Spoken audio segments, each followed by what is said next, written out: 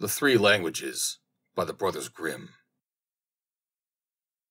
An aged count once lived in Switzerland, who had an only son, but he was stupid and could learn nothing. Then said the father, "Hark thee, my son, I can get nothing into thy head, let me try as I will.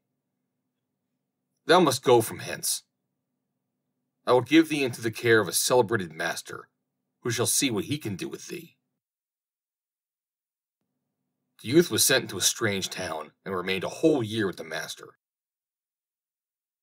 At the end of this time, he came home again, and his father asked, "Now, my son, what hast thou learned?"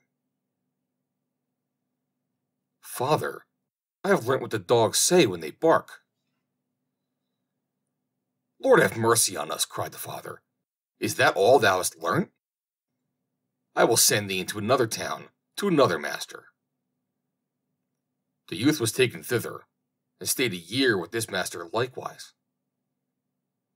When he came back, the father again asked, "My son, what hast thou learned?" He answered, "Father, I have learnt what the birds say." And the father fell into a rage and said, "Oh, thou lost man! Thou hast spent the precious time and learnt nothing. Art thou not ashamed to appear before mine eyes? I will send thee to a third master, but if thou learnest nothing this time also, I will no longer be thy father." The youth remained a whole year with the third master also, and when he came home again, and his father inquired, "My son, what hast thou learnt?"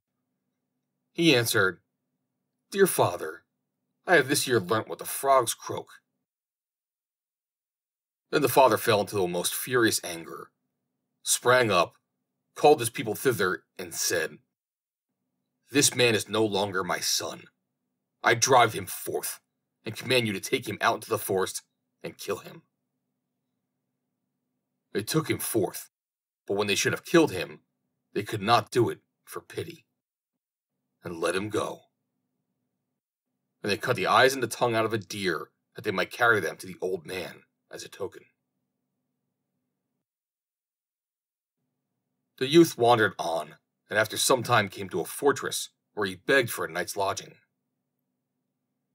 "Yes," said the lord of the castle, "if thou wilt pass the night down there in the old tower, go thither. But I warn thee, it is at the peril of thy life, for it is full of wild dogs, which bark and howl without stopping. And at certain hours a man has to be given to them, whom they at once devour." The whole district was in sorrow and dismay because of them, and yet no one could do anything to stop them. The youth, however, was without fear, and said, "Just let me go down to the barking dogs, and give me something that I can throw to them. They will do nothing to harm me." As he himself would have it so, they gave him some food for the wild animals, and let him down the tower. When he went inside, the dogs did not bark at him, but wagged their tails quite amicably around him, ate what he had set before them, and did not hurt one hair of his head. Next morning, to the astonishment of everyone, he came out again safe and unharmed, and said to the lord of the castle, "The dogs have revealed to me, in their own language, why they dwell there, and bring evil on the land. They are bewitched, and are obliged to watch over a great treasure which is below in the tower, and they can have no rest until it is taken away. And I have likewise learnt, from their discourse, how that is to be done."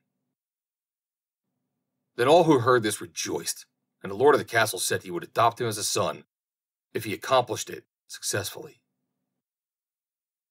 He went down again, and as he knew what he had to do, he did it thoroughly, and brought a chest full of gold out with him. The howling of the wild dogs was henceforth heard no more. They had disappeared, and the country was freed from the trouble. After some time he took it into his head that he would travel to Rome. On the way he passed by a marsh, in which a number of frogs were sitting, croaking. He listened to them, When he became aware of what they were saying, he grew very thoughtful and sad. At last he arrived in Rome, where the Pope had just died, and there was great difficulty as to whom they should appoint as his successor. They at length agreed that the person should be chosen as Pope who should be distinguished by some divine and miraculous token. And just as that was decided on, the young count entered into the church, and suddenly 2 snow-white doves flew on his shoulders and remained sitting there. The ecclesiastics recognized therein the token from above, and asked him on the spot if he would be Pope. He was undecided, and knew not if he were worthy of this, but the doves counseled him to do it, and at length he said yes. And then he was anointed and consecrated, and thus was fulfilled what he had heard from the frogs on his way, which had so affected him, that he was to be His Holiness, the Pope. Then he had to sing a mass, and did not know one word of it. But the 2 doves sat continually on his shoulders, and said it all in his ear. The end. Read by Joe DeNoia, Somerset, New Jersey, April 25th, 2020.